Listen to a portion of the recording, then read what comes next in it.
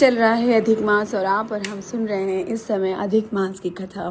कल तक की कथा में 9वें अध्याय तक हमने सुना था कि कैसे द्रौपदी के पूर्व जन्म में द्रौपदी विलाप कर रही हैं, दुर्वासा ऋषि से अपना दुख बता रही हैं कि उनके पिताश्री नहीं रह गए और वो किस तरह से दुखों को झेल रही हैं।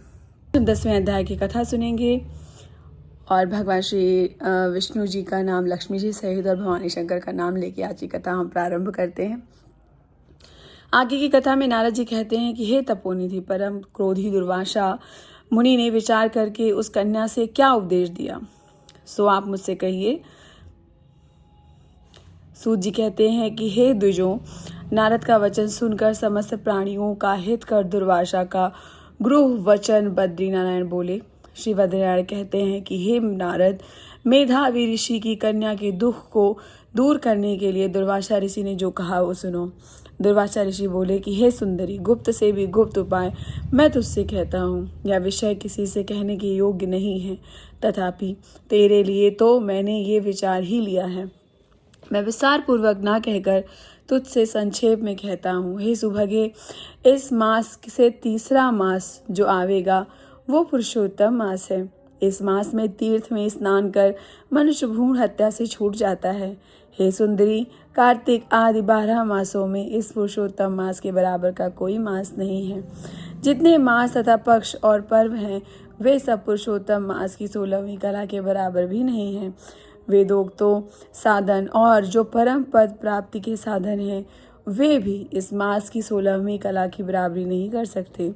12,000 वर्ष गंगा जी में स्नान करने से जो फल मिलता है, सिंहस्थ गुरु में गोदावरी पर एक बार स्नान करने से जो फल मिलता है, हे सुंदरी, वही फल पुरुषोत्तम मास में किसी भी तीर्थ पर एक बार स्नान करने मात्र से ही मिल जाता है।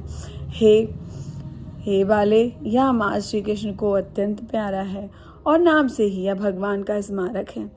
इस मास में पुरुषोत्तम भगवान की सेवा पूजा करने से समस्त कामनाएं सिद्ध होती हैं। अतः इस पुरुषोत्तम मास का तो शीघ्र व्रत कर। पुरुषोत्तम भगवान की तरह प्रसन्नता पूर्वक मैंने भी इस मास की सेवा की है। एक समय क्रोध में मैंने अम्बरीश ऋषि राजा को भस्म करने के लिए अर्थकृत्या भेजी थी। सो हे बाले, तब हरि ने जलता हुआ सुदर्शन चक्र मुझको ही भस्म करने के लिए उसी समय मेरे पास भेजा। तब पुरुषोत्तम मास के प्रभाव से ही वह चक्र हट गया। हे सुंदरी, वह चक्र त्रैलोक्य को भस्म करने में साका सामर्थ्य रखने वाला जब मेरे पास आकर खाली चला गया तब मुझे बड़ा ही विस्मय हुआ। इसलिए हे सुभगे, तू श्री पुरुषोत्तम मास का व्रत कर।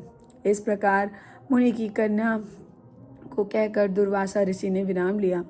श्री कृष्ण आगे कहते हैं कि हे राजन, दुर्वासा का वचन सुन भावों की प्रबलता के कारण असूया से प्रेरित वह कन्या मूर्खतावश दुर्वासा ऋषि से बोली। बाला कहती है कि हे ब्राह्मण, हे मुनि, आपने जो मुझे कहा है मुझे नहीं रुचता है। माघ आदि मास कैसे भी कुछ भी फल देने वाला नहीं है। कार्तिक मास कम है क्या, ऐसा आप कैसे कहते हैं? सो कहिए, वैशाख मास सेवित हुआ क्या इच्छित कर्मों को नहीं देता है? सदाशिव आदि से लेकर सब देवता सेवा करने पर फल नहीं देते हैं क्या? अथवा पृथ्वी पर प्रत्यक्ष सुदेव सूर्य और जगत की माता देवी क्या सब मनोकामनाओं को देने वाली नहीं है? श्री गणेश क्या सेवा पाकर इच्छित पर नहीं देते? व्यातिपात आदि योगों को और सर्व आदि देवताओं को भी सबको उल्लंघन करके पुरुषोत्तम मास की प्रशंसा करते, क्या आपको लज्जा नहीं आती? यह मास तो बड़ा मलिन और सब कामों में निंदित है। हे मुनि, इस रवि कोष की संक्रांति से रहित मास को आप श्रेष्ठ कैसे कह सकते हैं? सब दुखों को छुड़ाने वाला परम हरि को मैं जानती हूँ। हे देव, दिन रात श्री हरि का चिंतन करती मैं जानकी पति राम और पार्वती शंकर के सिवाय किसी और को नहीं देखती। हे विपेंद्र, अन्य कोई भी देवता ऐसा नहीं है जो मेरे इस दुख को दूर करे। अतः हे मुनि, इन सब फलदाताओं को छोड़कर कैसे इस मलमास की स्तुति कर रहे हैं आप? इस प्रकार ब्राह्मण का कन्या का कहा हुआ सुनकर दुर्वासा ऋषि एक शरीर एकदम से ज्वालायमान हो गए और नेत्र से क्रोध लाल हो गए। क्रोध से नेत्र लाल हो गए। इस प्रकार क्रोध आने पर भी कृपा करके मित्र की कन्या को श्राप नहीं दिया। सोचने लगे कि यह मूर्खा है, हित अहित को नहीं जानती, अभी बुद्धि इसकी पूर्ण नहीं है। पुरुषोत्तम मास के महात्म्य का विद्वानों को भी पता नहीं है, तो थोड़ी बुद्धि वाली पुरुष और विशेष करके कुमारियों को कहाँ से ही हो सकता है। यह कुमारी कन्या माता पिता से रही दुखाग्नि से जली हुई है, अतः अति उग्र मेरे श्राप को कैसे ही सहन कर सकती है। इस प्रकार सब सोच की कृपा से मन में उठे क्रोध को शांत किया और स्वस्थ होकर दुर्वासा मुनि उस अति विह्वल कन्या से बोले।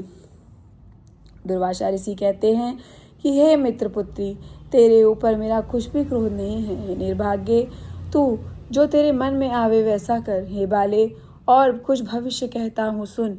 पुरुषोत्तम मास का जो तूने अनादर किया है उसका फल तो तुझे अवश्य मिलेगा, इस जन्म में मिले अथवा दूसरे जन्म में। अब मैं नारायण के आश्रम में जाऊंगा। तेरा पिता मेरा मित्र था, इसलिए मैंने तुझे श्राप नहीं दिया। तू बाल भाव के कारण अपने शुभ अशुभ तथा हित अहित को नहीं जानती। शुभ अशुभ भविष्य को कोई नहीं टाल सकता। अच्छा, हमारा बहुत समय व्यतीत हुआ, अब हम जाते हैं, तेरा कल्याण हो।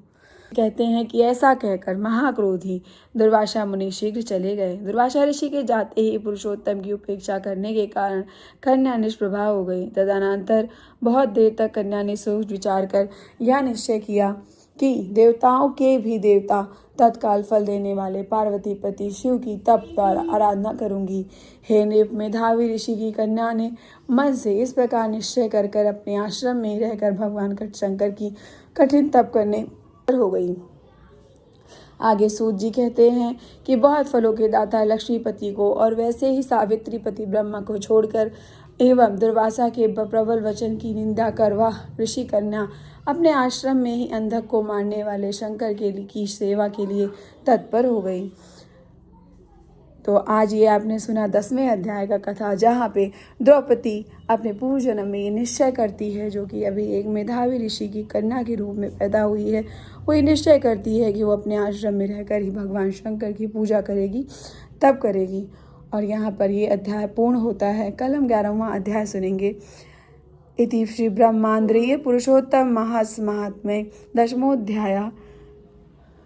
भगवान श्री गणेश लक्ष्मी जी सहित विष्णु जी और शंकर जी पार्वती जी के सहित आप सब पे अपनी कृपा बनाए रखें। फिर मिलेंगे 11वें अध्याय के साथ। तब तक के लिए जय श्री कृष्ण।